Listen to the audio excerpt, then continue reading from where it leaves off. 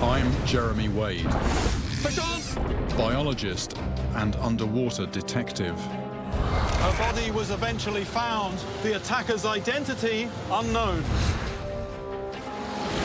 In seas and rivers around the world, I've gotten hands-on with some of the planet's most nightmarish creatures. Beasts that have often been blamed for mysterious deaths.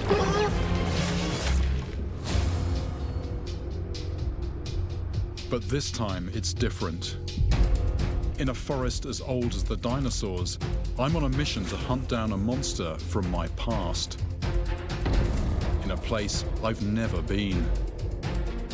My target is a freshwater giant with a gruesome rap sheet. This is a very serious injury. And I'm not letting up till I've settled an old score. It's fish. And it pulled a cow. It pulled a cow into the water. Here we go. Here we go.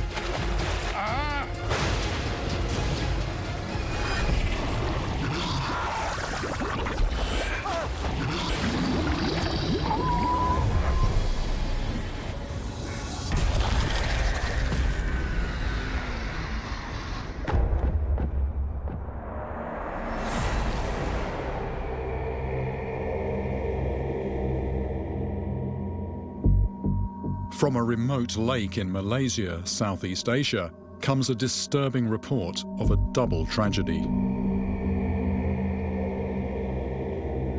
The sun is out and the water is calm. But something isn't right.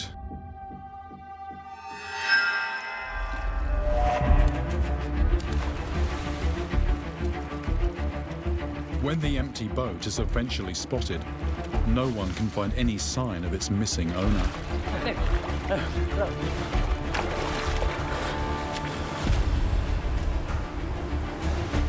A dive team is called in, fully equipped to scour the depths.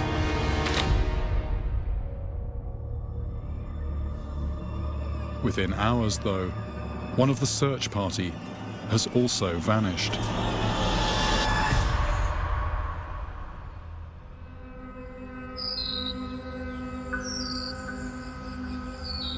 It takes another day to locate both victims.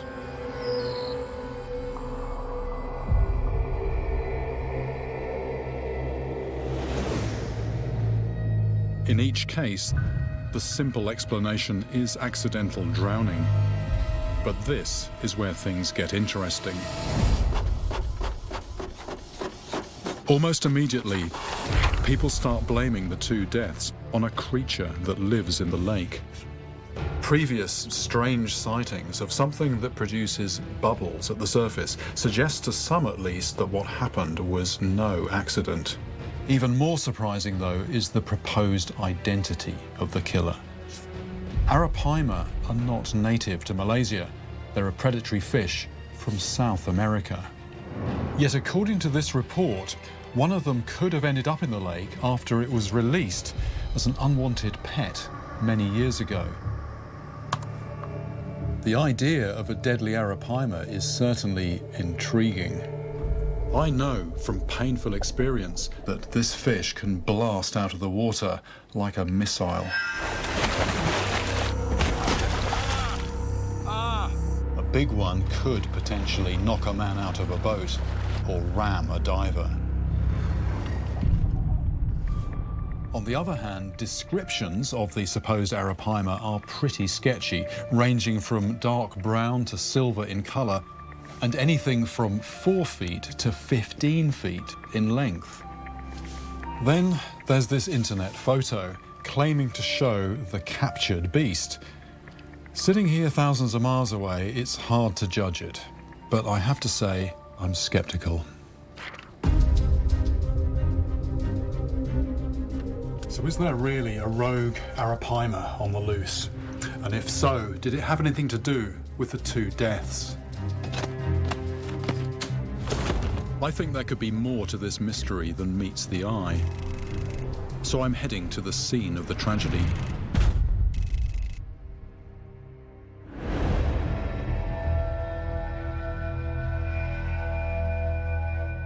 Created some 30 years ago to provide hydropower, Malaysia's Lake Kenyir is said to be deeper than Loch Ness.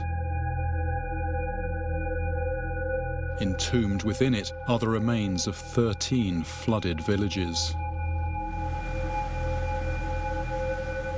I often get vital clues from villagers, but out here, there doesn't appear to be a living soul.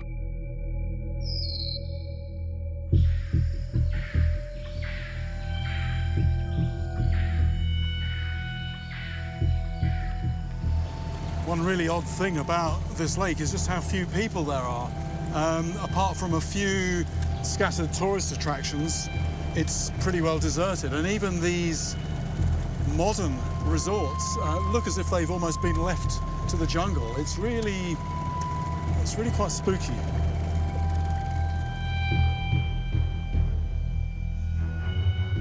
In their native Amazon, Arapaima stick to shallow lakes and slow-moving rivers. So my immediate instinct is to check out the quiet backwaters.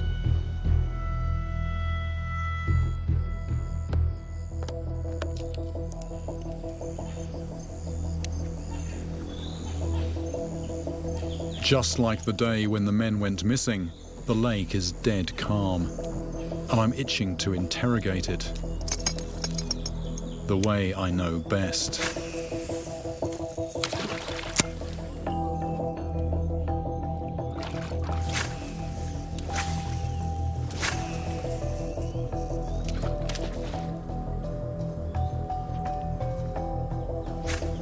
Arapaima give themselves away when they surface to gulp air, but for several hours there isn't so much as a ripple. Have I perhaps bitten off more than I can chew?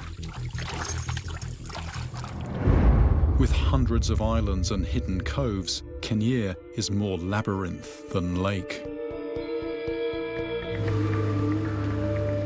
Searching it thoroughly could take a lifetime. But my boat driver, Arman, reckons he knows someone who might have a lead. Khairul Abu Bakar is a wildlife guide who spent 10 years recording everything that lives in and around the lake. Elephants, black panther, Wow. Tiger. tiger. Are there many tigers here? I think so, because we found a lot of footprints. To me, I mean, who are they? They are the Batik tribe. They live in the forest. They don't Yeah. live in the towns and No, the villages. stay in the forest, but they migrate from the one place to one place, looking for food. I'm intrigued by these batek, but it's a big fish I need to focus on. I'm wondering about what's under the water. Have you ever seen an arapaima? I heard rumors about Arapaima a few years ago, but I never seen it. So all the time you spend on the water. just heard the you- story, but I never seen it. I see big What Khairul tells me next, however, completely blows open my investigation. When I was young, we go to picnic. We saw a group of cows go to the edge of the water and get some drink. And suddenly, something big, like a crocodile, come up from the water and catch the baby cow and pull it into the water. But it's no crocodile.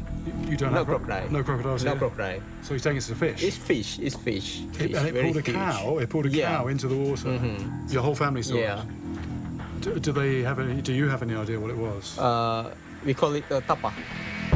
Tapa. Tapa. It's very big fish. The tapa is the only fish that's ever beaten me. In India, where human limbs have been found in its stomach, it's known as the sareng. Many Hindus regard it as sacred and say you must leave it alone. It's still there, I can feel it. Whoa. It's off, it's off, it's off. Perhaps I should have listened. Ah! The more I tried to catch it, the more I seemed to be cursed. Oh! Right to the bitter end, I was left empty-handed. That could be the net result of my return to India, a broken line. Capable of growing as long as a man, the tapa is Malaysia's biggest freshwater fish. Unusually for a catfish, it's known to gulp air. And despite its size, it's surprisingly agile. After Khairul's story, I'm wondering if the tapa could be the culprit. Like the arapaima, the tapa is carnivorous. And it too can launch itself out of the water. But which, if either of these two predators, arapaima or tapa, is actually stalking this lake?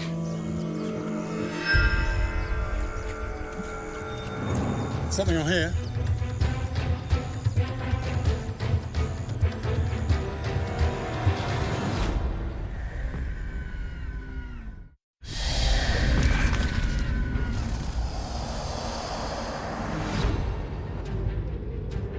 A double tragedy on Malaysia's Lake Kenyir has stirred up speculation about a giant fish.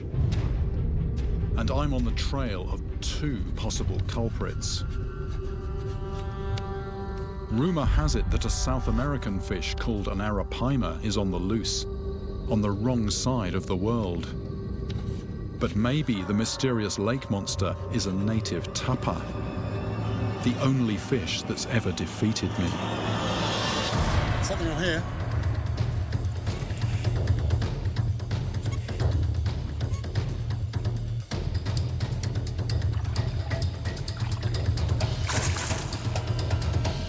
I'm gonna swing it in the boat. I've hooked a third predator for my list. Quite a feisty thing. What it lacks in size, a snakehead more than makes up for with aggression. Those teeth they're like daggers, really.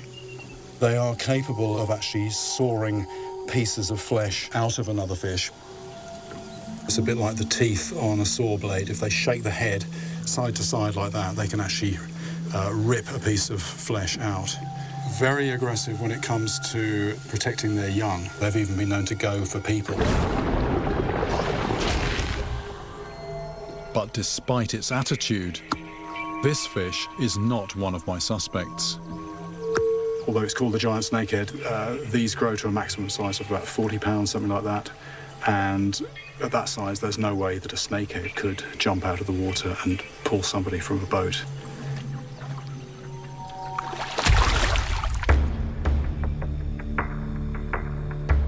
It's encouraging to have caught something, but I'm no closer to finding the alleged lake monster.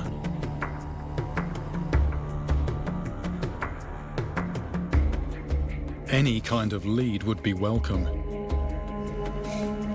I'm hoping that whoever lives in this floating houseboat might have some information. The owner is a fisherman named Moksan, who tells me he's lived here since the lake was created. You ever see anything strange in the water? People say that there's arapaima in here. You ever seen arapaima? Waktu saya tinggal jaga dulu, saya duduk itu tengok mati sana, saya laki belum. Like Khairul, he's heard the rumours about an arapaima, but hasn't seen it himself. He says that even though there's a large bounty on its head, no one has ever cashed in. Tapi sampai sekarang tak tahu orang dapat lagi. Another fish I'm interested in is the tapa. Have you ever seen or heard stories about them taking fish or animals from the surface of the water? Saya tak berani tengok lagi. Saya tengok orang cakap, itu tapa makan. Before the valleys here were flooded, there were apparently many tapa in the rivers. Moksan recounts stories of them grabbing dogs and wild pigs. Itu tapa kasih makan dia anjing. Dia cakap ni macam lah. Tapi bahaya tu, itu air saya boleh naik tinggi ni macam sekali naik ni macam yang takut loh. But it sounds like the lake could also be harbouring a very different kind of killer. And this one is no fish. Di mana? Ini macam saja. Sekejap dia. Wow, we were just talking about tapa attacking things on the surface, and he's just said to me, what you've got to worry about here is something else. And at first I thought he was talking about a whirlpool. Apparently it's not a whirlpool, the water isn't turning, it actually bubbles up, and it starts fairly small, but it spreads to cover an area about 40 feet across. That's actually wider than the width of this boat here, and he says you get sediment and air and all sorts coming up from the bottom. Certain deep lakes are known to belch deadly gases. He says it's very scary, it's very spooky. Particularly if you're on a small boat, you don't want to be anywhere near it. Could this strange phenomenon explain the missing boatman? One thing that's becoming clear to me is that this lake is even more mysterious than I thought it was. Moksan's warning has put me on edge. The more I get to know this place, the more sinister it feels. But maybe at last I'm about to get a breakthrough. Tipped off about my investigation, a witness has come forward. Someone who claims to have seen and photographed the elusive lake monster.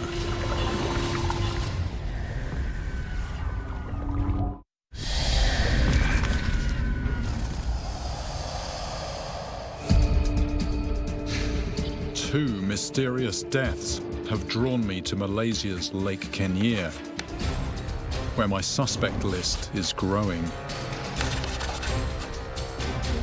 There are rumours of a rogue arapaima, but so far I've failed to find a witness. Now I've been contacted by a man who claims to have seen and photographed this lake phantom. All I know about him is that he's a fisherman who goes by the name of Matt Rambo.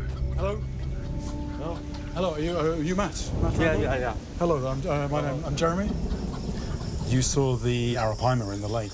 Can you tell me exactly how that happened? Saya sedang memancing ikan kelah. Lepas tu saya nampak tepi tu ada macam ikan besar kan. One evening, he was out fishing on the lake. He's in his boat. It's just him in the boat. Serupa macam ikan naga. Saya ambil gambar. He saw this fish about 6 foot down in the water, and the thing is, the boat was approaching it. Bot datang tu, Yeah. dia perasan bot lari. So you surprised it. The fish is there, the boat comes, and it goes away. Kelabu. He says it was pale grey and about 6 feet long, which does fit with an arapaima. Cakap ada arapaima kan. But his story comes with a twist. Sebab kemarin ada pakai handphone. Handphone tu sudah hilang. So you had it on your phone, but since then the phone has fallen in the lake.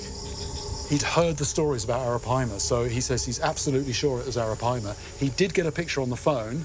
He says it wasn't that clear, but you could identify it from it. Since then, unfortunately, he's dropped the phone in the lake, so that the lake has taken back the evidence of this sighting. But he's certain that it was an arapaima. Arapaima or not, at least I now have a possible location. And I'm curious to revisit the one photo that does exist. The photo that was posted online. I think the key detail for me is the soil here, the colour of it. If you look at anywhere on the lake here, it's this sort of reddy orange colour, whereas here it's almost white or grey. Then there is this house in the background. That doesn't look like any of the buildings I've seen on the lake here. So, although this is a genuine picture of a big arapaima, I am pretty certain that it wasn't taken here.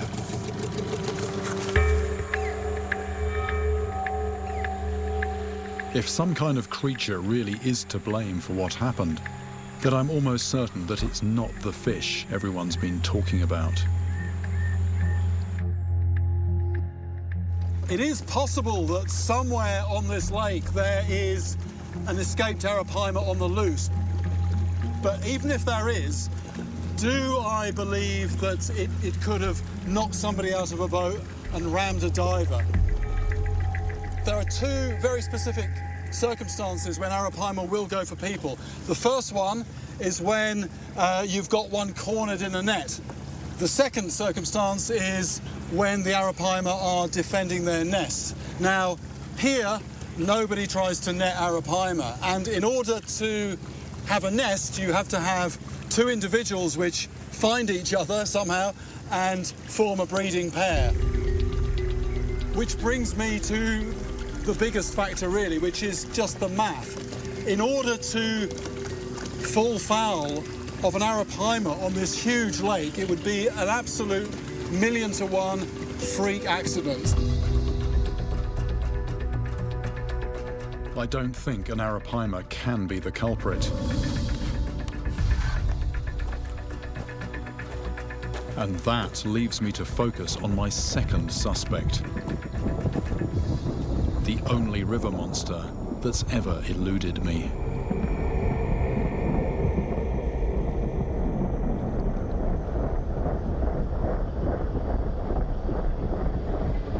Tapa can certainly grow big. Okay. But do they deliberately attack people?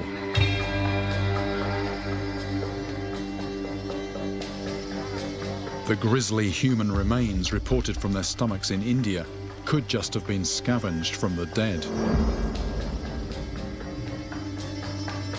Before I can accuse this fish, I'm going to need proof of intent.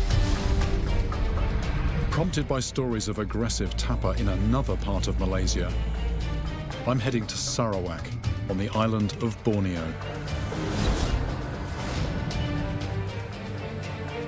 Tapa also live here, not in empty backwaters, but in busy rivers where people live, work, and play. In the village of Pandan, I'm told that many parents keep their children out of the water for fear of them being snatched by one of these fish. So this river, the big river. A few inquiries lead me to a man named Madahi, who still remembers the day someone was attacked right in front of his house. So this was a young boy, 3-4 years old. He was with his mother and father on a platform. Ada masa seorang memang ada buat di atas jelatong, memang ada. Tidak banyak ikan apalah. Both parents are busy with their daily chores. Memang di atas jelatong ada juga di rumah, tidak semua lah. They don't let kids here bathe on their own. They're always sort of supervised to some extent. Kami main-main ikan keluar, dia bawa macam gelembung, dia. Madahi describes bubbles at the surface. Kita nampak dia, keluar dalam itu ikan. This is a key detail for me, since tapa are thought to control their buoyancy by gulping and then releasing air. 3% saja mandi di jelatong. There's a splash. Something's grabbed him by the leg. The boy could easily have vanished. But his quick-thinking father pulls him to safety. If he hadn't done that, the child could well have disappeared. And this definitely wasn't a crocodile. Bukan. No. So this was a fish. This was ikan tapa. Iya. Memang ikan tapa. There were marks on his leg. This was a fish that they estimate would have been 60, 70 pounds in weight or something. And this happened just a couple of 100 yards down the river from here. Madahi's account adds to other reports from along this river of a fish that attacks ducks, dogs, and even boat propellers. But what I discover next is in a different league.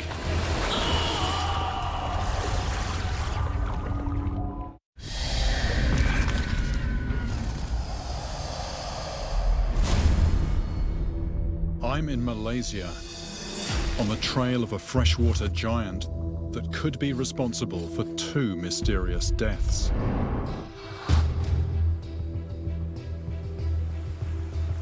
The tapa is a fish that's cut through my line before.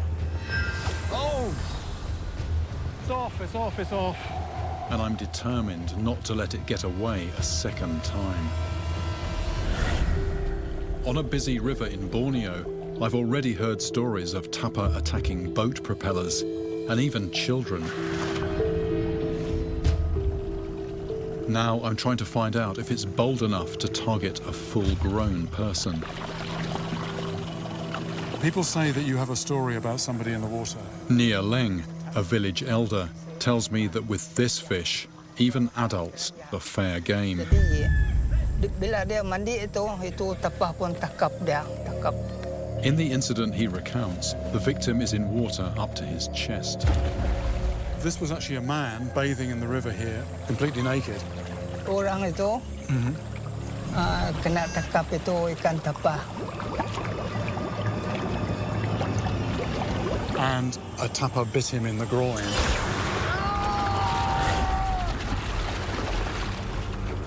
This is a real step up. This is something more serious. With nothing to protect his skin, what happened? He actually had one testicle removed. Hilang sebelah dia punya. This is a very serious injury. Though the man survived, it seems that a big tapa will go for pretty much anything. Even if it occasionally ends up with more than it can swallow. The tapa is now my prime suspect, but I know from bitter experience that catching it won't be easy. In theory, a lure that mimics a small fish should trigger a predatory response. And by towing it behind the boat, I can cover large stretches of river.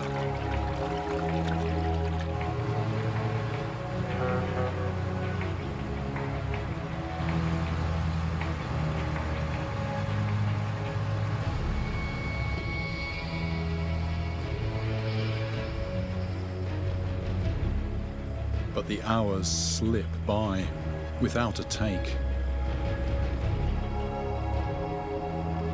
I'm starting to wonder if I might have gotten here too late.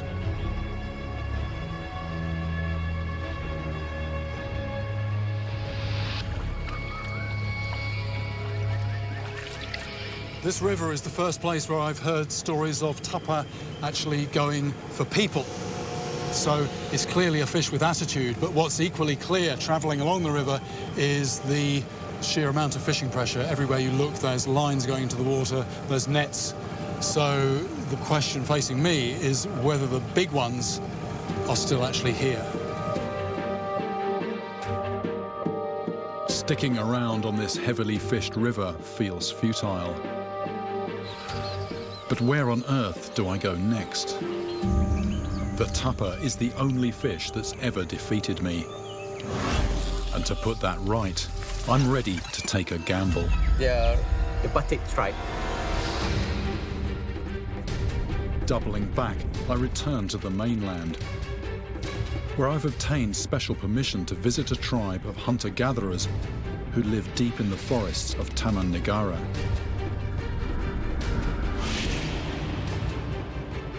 The batek, I've discovered, do hunt fish. I'm hoping they'll know about the tapa and where I can find one. But I've no idea if they'll welcome an outsider.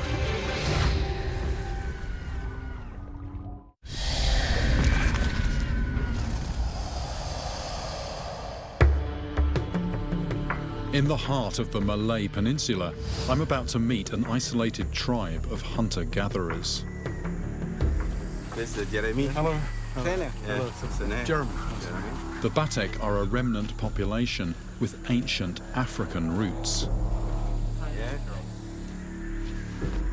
At Kampung Au, they seem friendly enough.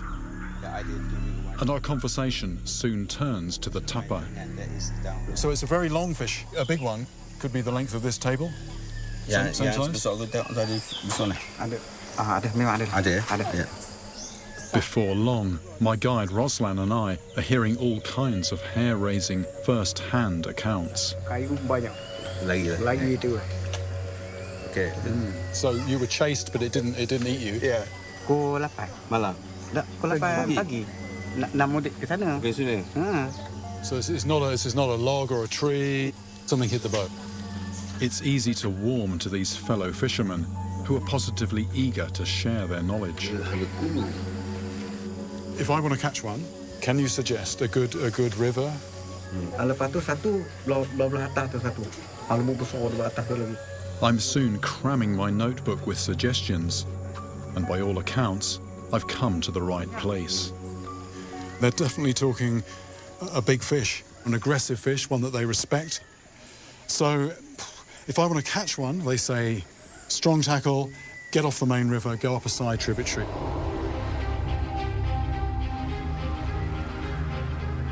Taking the Batek's advice, I head deeper into the forest. The water looks perfect for fishing, but I know this can change quickly if it rains heavily.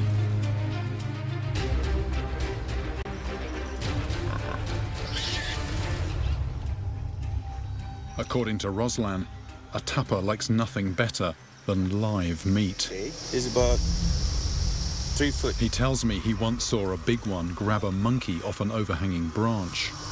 So the supper came right out. Came right down yeah. like that. Grab just disappeared. And you saw that? I saw that. The boatman, meanwhile, says he's seen a tapper trying to swallow a still thrashing 6-foot monitor lizard. How big was this supper? Saya tak pasti bukan 60 ke 70 kilo. 60, 70 kilos, so it's 150 pounds. Yeah. By any measure, that's a big fish. Roslan has come prepared. Local legend has it that this small Kelly catfish is just what you need to rile a tapper. It doesn't look very appetising, but there's a story, the locals say, that the tapper is jealous of these rather luxuriant whiskers on the chin. The tapper has rather pathetic ones. They're very short like that. So the tapper is jealous of this fish. When it sees it, it makes it angry. Sounds like the tapper has serious anger management issues. Let's hope it works.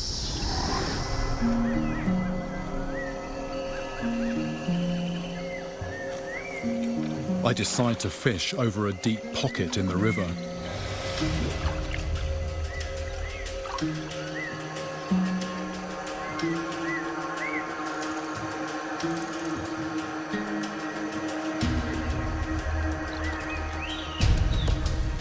And within minutes, something powerful has hit the bait.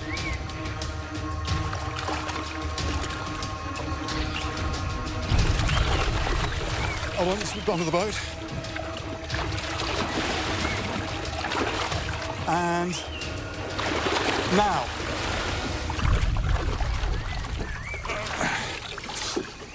We got a snakehead. The float just vanished, and I thought it's got to be a tapper. I was using a large bait that engulfed a 3-pound catfish. And it just reminds me that fish are not like us. We cut things into bite-sized lumps and chew them. Fish very often just swallow something whole. Powerful, muscular fish. And you can see why they call them snakehead. That head is just like a snake's. I'm pleased with that, very pleased with that.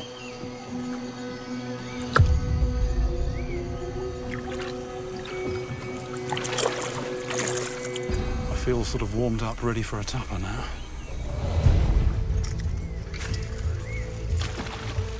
Clearly, there are predators on the move.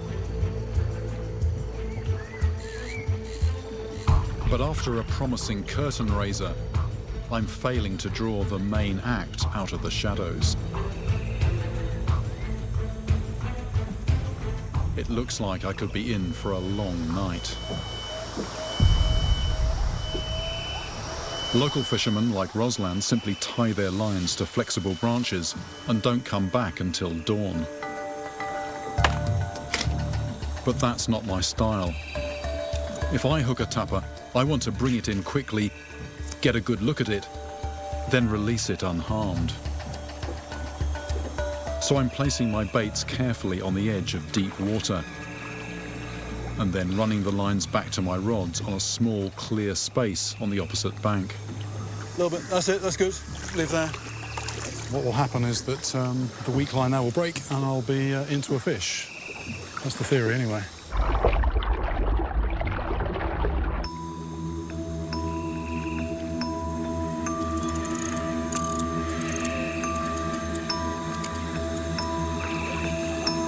This is the deepest pool in the deepest jungle. I can almost smell them. Maybe it's going to be tonight.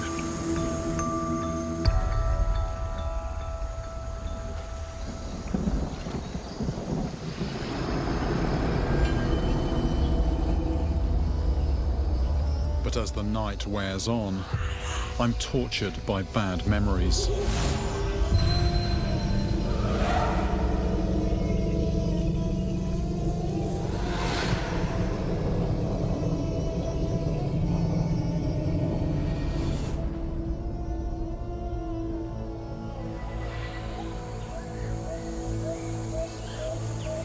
Daylight brings a mixed result.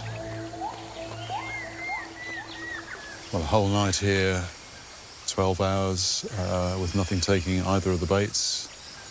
But Rosalind has just brought me this. The messy, raking bite is as good as a calling card. Definitely a tapper. And that was close. It shows very graphically what those teeth are capable of. Almost certainly, the beast that mauled Rosland's bait will now be too wary to bite again, which leaves me with no option but to move on. Has the curse of this fish come back to haunt me? This does all look like the beginnings of the monsoon, and the thing is, if the monsoon really hits and the rain starts tipping down, the water starts coming up, I've been told that is it as far as my fishing goes, as far as my chances of a big tapper go. So it's true to say that time is running out.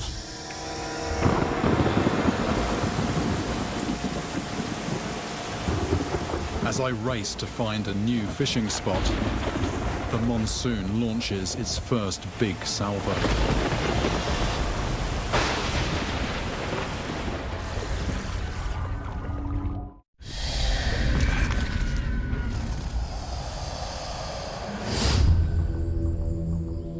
After a huge storm, I'm worried that the rivers could swell and become unfishable, potentially in a matter of hours.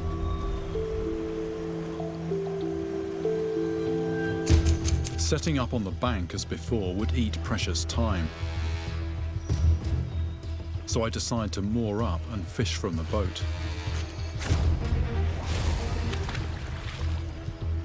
All I can do now is wait and hope that the fishing gods will see fit to lift their curse.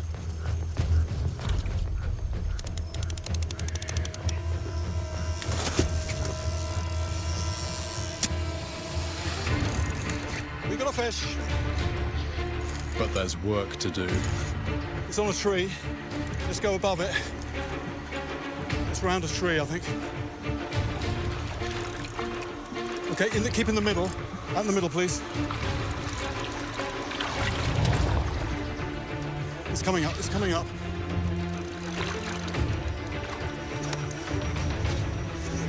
Right. Ready? You ready? I'm ready. Here we go, here we go, here we go. It's clear, it's clear. Lift. Lift, lift, lift, lift. Now!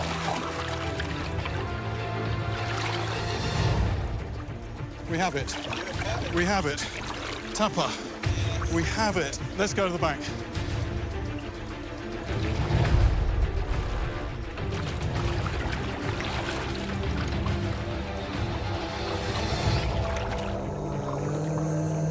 At long last, my tapper curse has lifted. Right, let's have a look at this beast.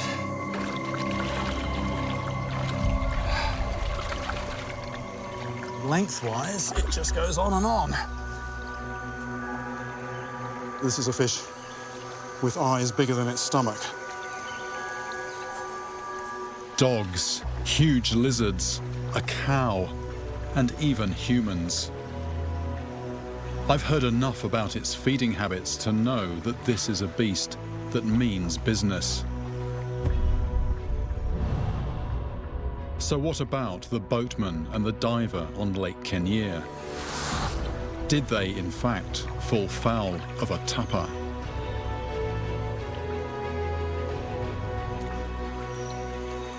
The one thing that's actually bothering me is the teeth. They're very sharp, they're very numerous. If one of these jumped out of the water and grabbed you, your arm or your leg is going to look basically like hamburger meat. And yet, neither of those corpses at Lake Kenyir had so much as a scratch. For so long, this creature has been my nemesis. But that doesn't make it guilty of homicide. Maybe for once, the real culprit isn't an animal. But even if the 2 deaths on Kenyir remain a mystery, it hasn't all been in vain. At long last, I've finally caught it. The tapa is no longer the one that got away.